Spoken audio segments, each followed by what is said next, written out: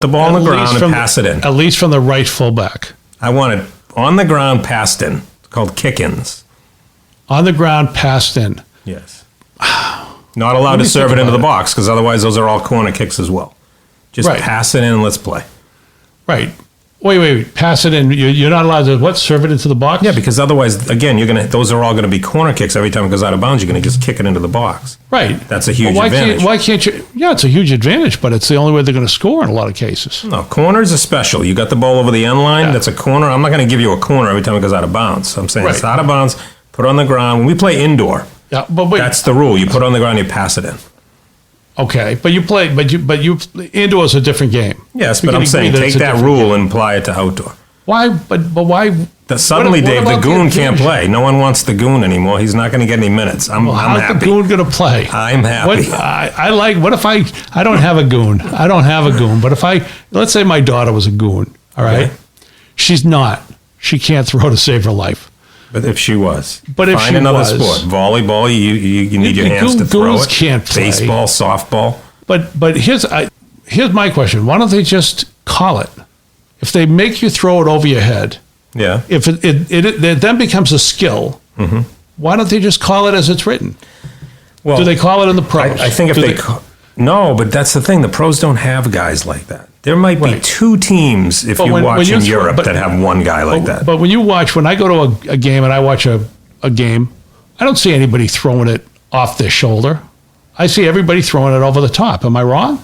I think you're wrong. You think I'm wrong? I think most of those are very close to the edge, if not way over the edge. Okay. But if you can do it correctly, I still don't want you to do it. Because you just are sick of it.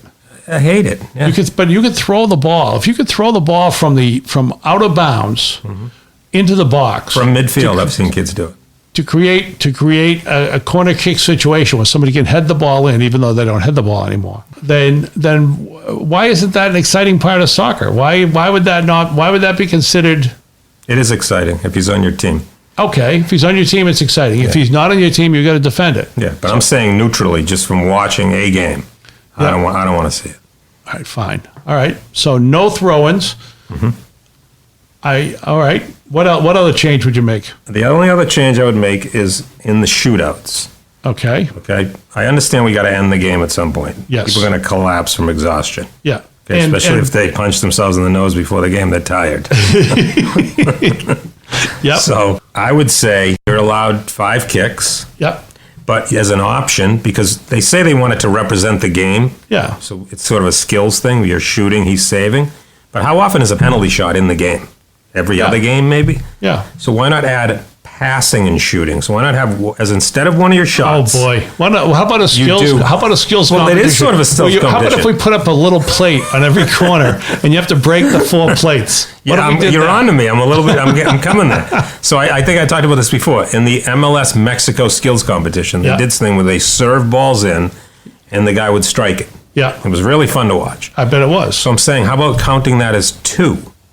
Okay, so now you're adding a real element to the game. A cross and a shot instead of a ball kicked on the penalty spot. Instead of the penalty shot, which is part of the game, which is very simple. It's not a big part of the game. It's 5 shots from either team, right? Yes. Now, let me ask you this. You've got 5 shots from either team, and if let's say Jim's in the goal for both teams, so it's 5-5 at the end. I already knew the score. You didn't have to say that, but yes, 5-5. All right, it's 5-5. So does the game end? The game ends, right? No, but that's my thing. They keep going. So if you go to round 6, right? Let's say I have Dale shooting, and I know Dale's going to miss. He's not very good. No, he's terrible. I look, and he's probably going to fall over the ball. And they have another concussion. Good player going. Yep. I can take that 2-pointer and go up by 2 and force them to have to take the 2-pointer to tie. So it's strategic. I kind of like that idea. Or if you're down 4-2, you can go to the 2-pointer and tie it up. All right. Now it's suddenly it's a little more interesting. I'm winning him over, Dale. Fine. He never agrees with me. I am winning him over. I'm seeing that might be kind of cool. How about this? So it's a cross. Yep. And then obviously you can't go over a certain line. You can't be right in front of the net. But let's say the 8-yard line, cross to him. Yeah. The cross has to be good for him to get a good hit on it. He's got to score. All right. How about this? The cross in the air. By the way, I'm not talking about a ball on the ground. Saying in the air for a volley. What's the difference? Why can't it be on the ground? It's too easy if it's on the ground. Why don't you put a defender between the kicker? Okay, now you're making it, because the guy's going to get it rocketed off his skull. The guys, how about this?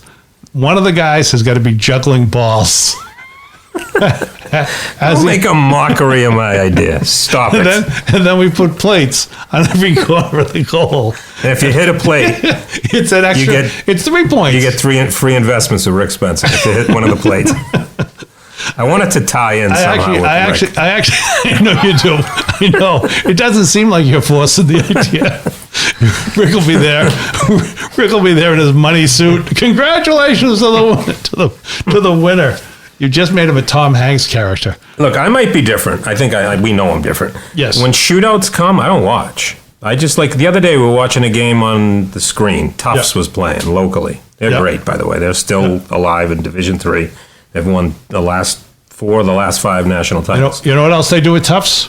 This is going to surprise you. This is going to surprise you. You know what else they do with Tufts? What? They teach people.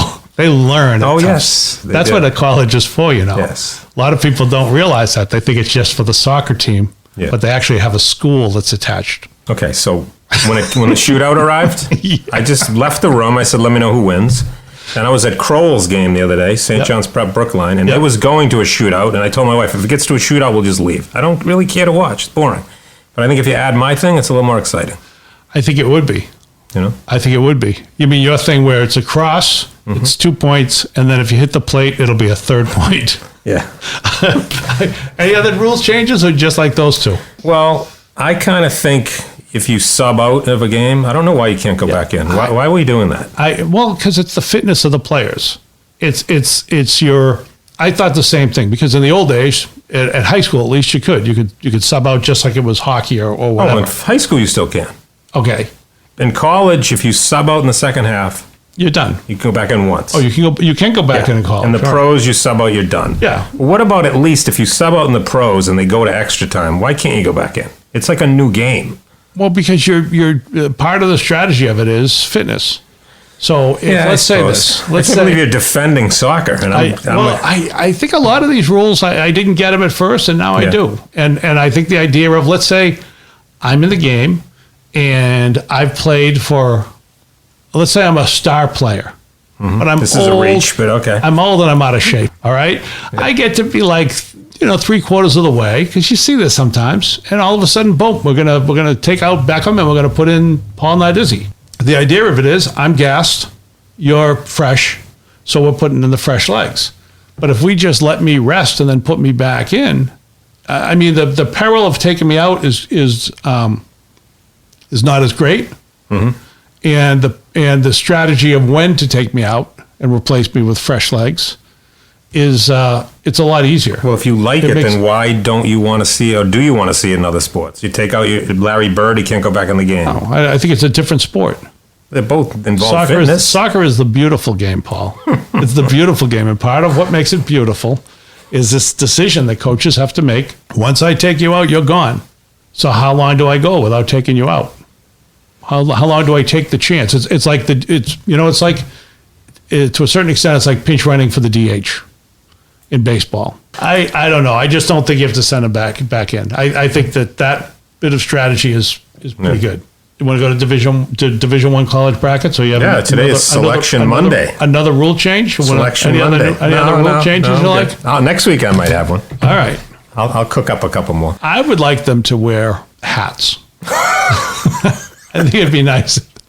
It's actually soccer's one. It's actually illegal for the goalie to wear a hat. I don't mean the baseball goalies. Hat. You would never want to do it with the goalie because the rim of the hat can come out. And that's dangerous. Yeah, hysterical. Can you wear it backwards? You might be able to. Something to keep in mind when we're watching soccer. Division I college brackets came out. Oregon State ranked number 1, Washington number 2, and a whole bunch of teams involved. I know locally we get UNH in Vermont, right? Yeah, UNH. There's a couple kids from Medway, 2 brothers on the team that I know that I coached, and it's kind of topsy-turvy because Marshall won during the pandemic, had never won before. Yeah, that's really interesting. And now they're 4th, I think, ranked 4th. I'd have to double check it. It might be high, but So what do I know? Evidently what happened is during the pandemic, the NCAA said Division 2 and 3 you can continue on as normal, but Division 1 we're putting a freeze. You can't contact the players. Yeah. And there was a good long chunk of time where they couldn't.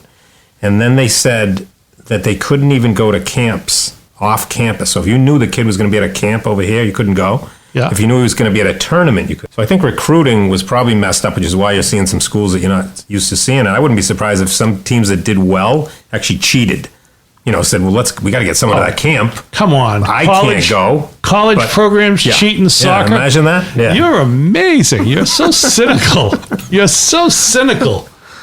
I can't believe that you're saying that, but it is interesting. I'll tell you the other thing that's been interesting about the pandemic is that, students who lose their season or they get their season back, but it changes their eligibility. Right. It changes whether or not they can go to school in some cases, for 5 years in some sports and some kids. I didn't know about this recruiting thing. I know that there was recruiting, and I know it was different because the kids weren't allowed to play soccer the way that they had played it previously. So you think that this has got something to do with the Marshall win, and you think it's got something to do with... Well, the Marshall win, obviously, some schools didn't even play. So Yes. you're going to come up with a team that out of nowhere in a case like that. But I just think, imagine trying to recruit and then imagine the end product. You're going to have a lot of kids that maybe if in a normal year would have ended up in the ACC, the best conference. And now because they fall through the cracks, they end up in a Marshall or a Tulsa or some of the schools that aren't predominantly in the top 10. The ACC is always strong. And then you got Notre Dame, Indiana out west, and Stanford, who has Jordan Morris, who I mentioned before, in Seattle. Yeah. When he was there, they won 2 or 3 straight titles in a row. Now we're seeing different teams. I think it might be because of that pandemic freeze. So UNH is in, I think they're seeded 16th. So they've got a bye in the first round. Vermont does not have a bye. What's good for a New England team? What's a good showing for a New England team in the D1 tournament? I mean, UConn was a powerhouse in the 80s when I was growing up. Mm-hmm. They won it last in 2000. We haven't seen a New England team win it since. Wow. But winning it is one thing. Oh, how far can they get? Placing it, yeah. I mean, I'll say UNH is similar to what we talked about with the Revs, where the East was a little bit weaker. Yeah. If you look at UNH's conference in their schedule, they didn't play a lot of the top teams. Yeah. So that could be good because they're confident. We're 16-1. We can beat anyone. Or it could be they might run into a team and say, "Oh, this is another whole level we're not used to," and they might bow out early. And it's. Am I correct to say that in that case, it's generally when they run into somebody, it's usually somebody as happens when you go from high school to college, from Division III to Division II to Division I, or Division III to Division I, from Division I to the pros. It's quicker. Yes. That's like the big difference. There's a size difference, but the big thing is that it's just a much quicker game. Yeah. It's a level quicker every division that you go up. UNH might run into a juggernaut, and they might realize we should have cheated during the pandemic. Yeah. We need quicker players. We should have cheated to get some better players. We're thinking about going to those camps. Thinking about going to the ACC? Come here instead. We've got leaves here in New Hampshire. We've got what's the big things that New Hampshire has to offer? Foliage. Foliage. You've got your choice. You can go to Miami or you can go to UNH. Freeze your tail off at the end of the season. Miami, you got sunshine, parties, and blondes. UNH, you got foliage. Let's talk about, but then again, it's not France. We have 2 great teams, 2 great stories involving female soccer players. This one you guys just brought up to me before we went on, and I love it. In France, 2 professional soccer players, females. One of them was beaten up, particularly around the legs. Apparently, it was a hit for hire. But the other woman was taken, but she wasn't beaten up. Mm-hmm.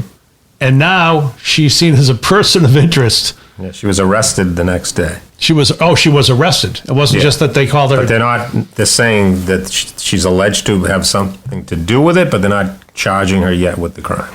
All right, but she's involved. Yeah. But enough to arrest her? Yes. While the 2 assailants were hitting the one girl, that one was known to have said to the other, "Are you sure this one's the starter?" And they thought they'd get away with it because they were talking French. Yeah. Shades of Tonya Harding. If you try to pull off some type of scam, crime scheme, and you're arrested a day later, it wasn't well thought out. No, that doesn't. I think most of those. I mean, the Tanya